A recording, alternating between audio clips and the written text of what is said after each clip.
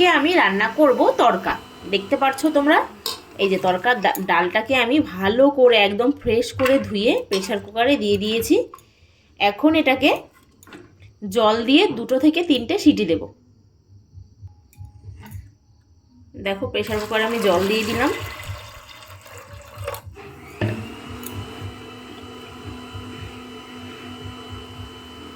তিন আঙ্গুল পরিমাণ জল দিয়েছি আমি, 3 কড় পর্যন্ত, আর একটু দিয়ে দেব। ব্যাস, এখন এর মধ্যে দিয়ে দেব লবণ।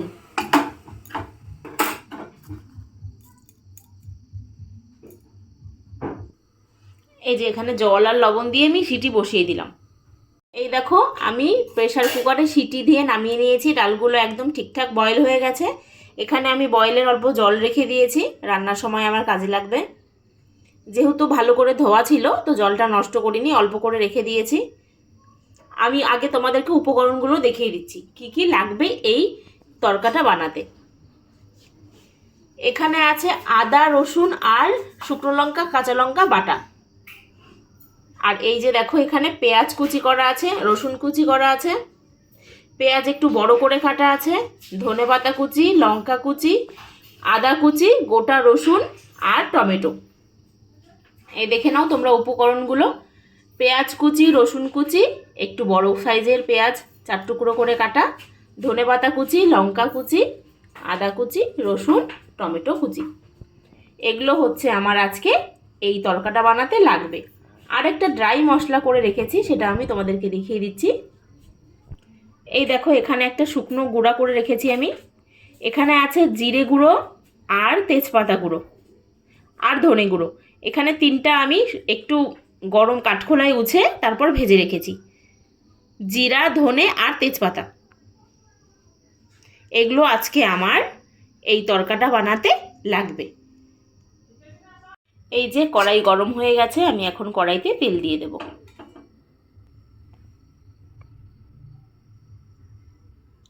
আমি কিন্তু সর্ষের তেল দিয়ে রান্নাটা করছি, তোমরাও সর্ষের তেল, সাদা তেল দুটো দিয়েই করতে পারো।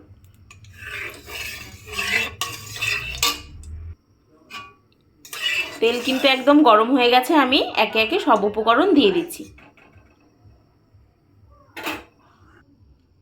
প্রথমে দিয়ে দিলাম 2টো শুকনো লঙ্কা,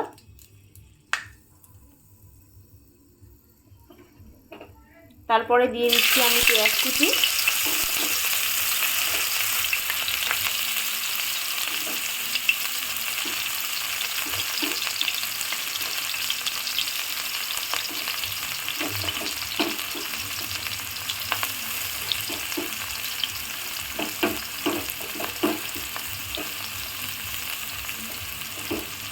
দিয়ে দিলাম লঙ্কা কুচি,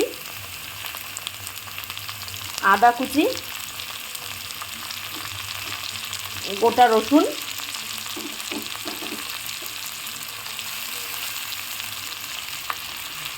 এখন দিয়ে দিলাম কুচি করে রাখা রসুন,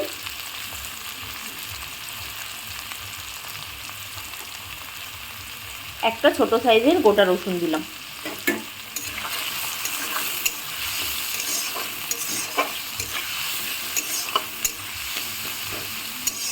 এবার এগুলোকে আমি ভালো করে ভেজে নেব। গ্যাসটা এবার বাড়িয়ে দিচ্ছি।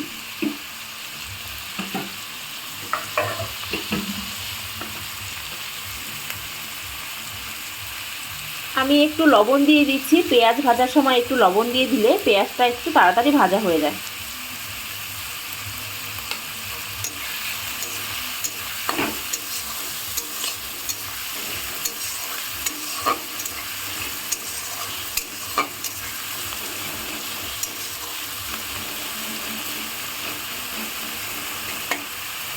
আমি এই পেঁয়াজগুলোকে লাল লাল করে ভেজে নেব।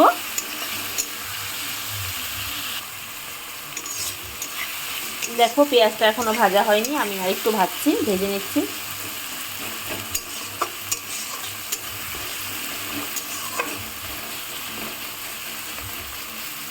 পেঁয়াজটা আরেকটু লাল লাল হয়ে গেলে তারপর আমি এর মধ্যে দিয়ে দেব টমেটো।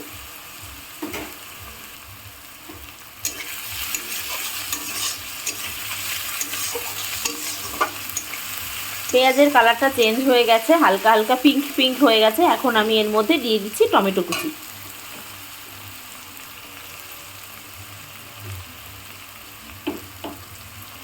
টমেটোটা আমি আগেই ভাজার সময় দেইনি, কারণ টমেটোর থেকে একটু জল বের হবে, তো সেই জলটা বের হলে পেঁয়াজটা ঠিকঠাক ভাজা হবে না।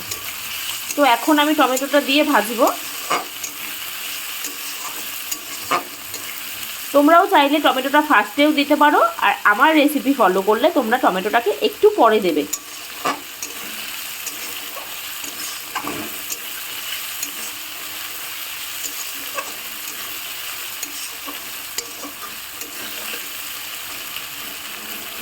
টমেটো দিয়ে আমি 2 মিনিট 3 মিনিট ভেজে নেব। দেখো টমেটোটাও মোটামুটি ভাজা হয়ে গেছে, টমেটোর কালারটা চেঞ্জ হয়েছে।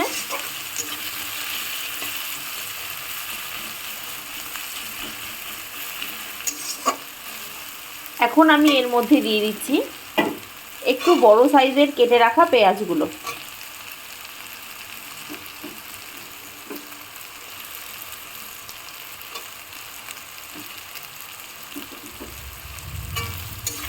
দিয়ে আবার একটু ভাজা ভাজা করে নেব।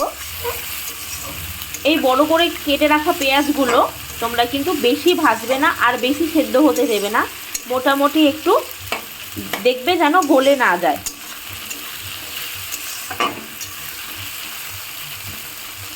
দু চারটা নাড়াচাড়া দিয়ে নেবে।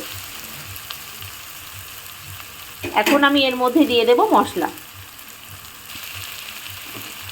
দেখো আমি আগে থেকে পেস্ট করে রাখা মশলাগুলো দিয়ে দিচ্ছি। আমি আরও একবার বলে দিচ্ছি এখানে কি কি মশলা আছে। এখানে আছে রসুন, আদা আর লঙ্কা, শুকনো লঙ্কা 5টা, কাঁচা লঙ্কা 5টা। এবার ভালো করে মশলাটা মিশিয়ে নেব। এখানে মিক্সির বাটিটা ধোয়া জল দিয়ে দিলাম, মশলাগুলো সব লেগেছিল।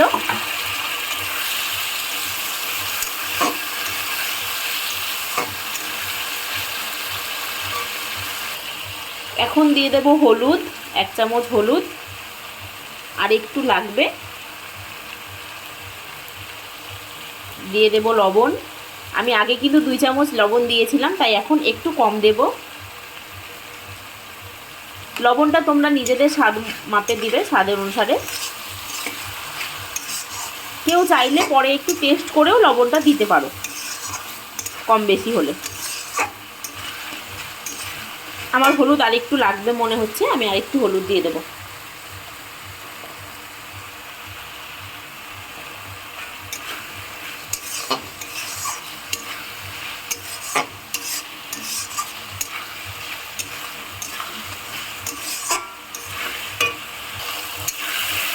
মশলাটা কষে নিচ্ছি ভালো করে।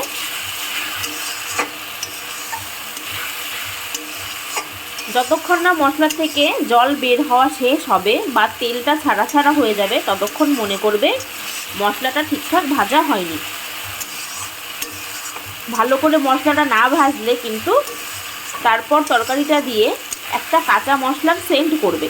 তোমরা এই জন্যে সব সবজিকেই, যেটাই রান্না করো, মাছ, মাংস, ডিম, মশলাটাকে ভালো করে ভেজে নেবে।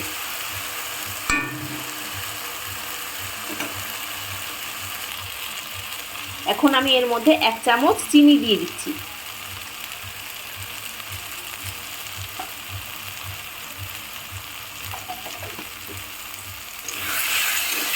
তোমরা দেখতে পারবে আমি কিন্তু বেশিরভাগ রান্নাতেই চিনিটা ব্যবহার করি। চিনিটা দিলে আমার রান্নার স্বাদটা একটু বেশি লাগে। তোমরা এটা না চাইলে নাও দিতে পারো, এটা স্কিপ করে যেতে পারো। যাদের সুগার আছে তারা তো চিনিটা দেবে না। আর এই সমস্ত প্রবলেম না থাকলে তাহলে একটু চিনি দিয়ে রান্নাটা করবে, দেখবে খুব ভালো লাগবে খেতে। মশলাগুলো প্রায় ভাজা হয়ে গেছে। আমি এখন এর মধ্যে দিয়ে দিচ্ছি গোটা গরম মশলাগুলো থেতো করে রেখেছিলাম। তো তোমাদেরকে আমি এখন বলছি যে আমি এই মশলাটা সোমবারের সময় কেন দেইনি। সোমবারের সময় দিলে এই ভাজাটা একটু পোড়া পোড়া ভাজা হয়, তেলের মধ্যে সেন্টটা বের হয়ে যায়, চলে যায় এতক্ষণ রান্না করলে। তো এই কারণে যদি আমি মশলাটা একটু ভাজার পর দিই তাহলে সম্পূর্ণ সেন্ট ভাজা, এই মশলাটার, গোটা মশলাটার সেন্ট একদম সবজির মধ্যে লেগে থাকবে। তার জন্য আমি একটু পরে দিলাম এটা দিয়ে আমি এবার দিয়ে দেব সেদ্ধ চানাগুলো।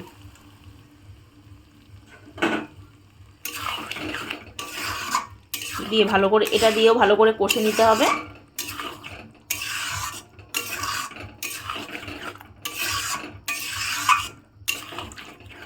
ভালো করে মিশিয়ে নিতে হবে মশলার সঙ্গে। আমি গ্যাসটাকে একটু বাড়িয়ে দিচ্ছি।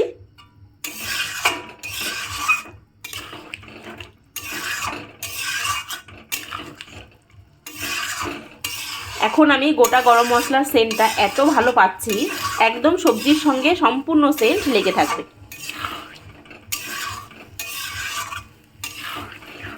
এখন এটা দিয়ে ভালো করে কষতে হবে। এই দেখো, আমি যেই ভাজা মশলাটা রেডি করে রেখেছিলাম সেটা আমি অল্প দিয়ে দিলাম।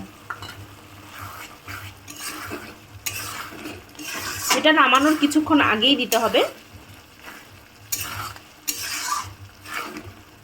ভালো করে মিশিয়ে নেব।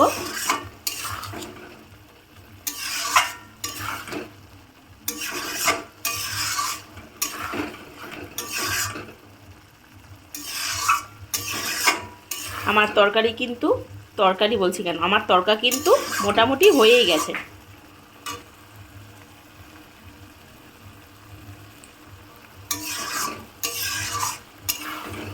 এখন আমি এর মধ্যে আগে থেকে কুচি করে রাখা ধনেপাতাগুলো ছড়িয়ে দেব।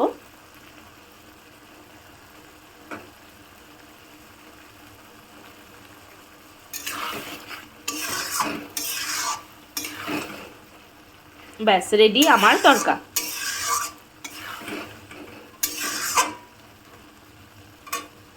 দেখো, আমার তরকা কিন্তু হয়ে গেছে। এই দেখো, তরকাটা দিয়ে এত সুন্দর সেন্ট বের হয়েছে কি বলবো। ব্যাস, আমি এরমটাই নামিয়ে নেব। এখন এর মধ্যে দিয়ে দেব আমি 1 চামচ ঘি।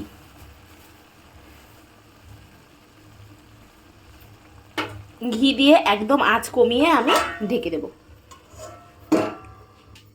ঘি দিয়ে একটু ঢেকে দিলে ঘির সেন্টটা সম্পূর্ণ তরকারিটার মধ্যে ভালো মতন ঢুকে যাবে। এখন আমি উঠিয়ে নেব।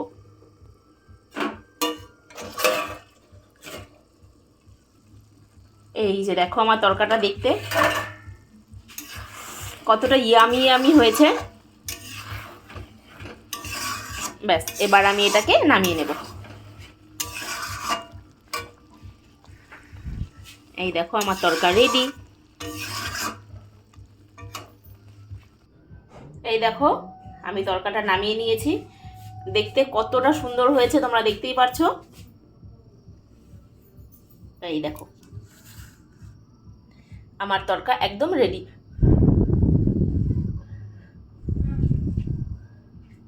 কালারটা দেখতে পাচ্ছো কতটা সুন্দর হয়েছে।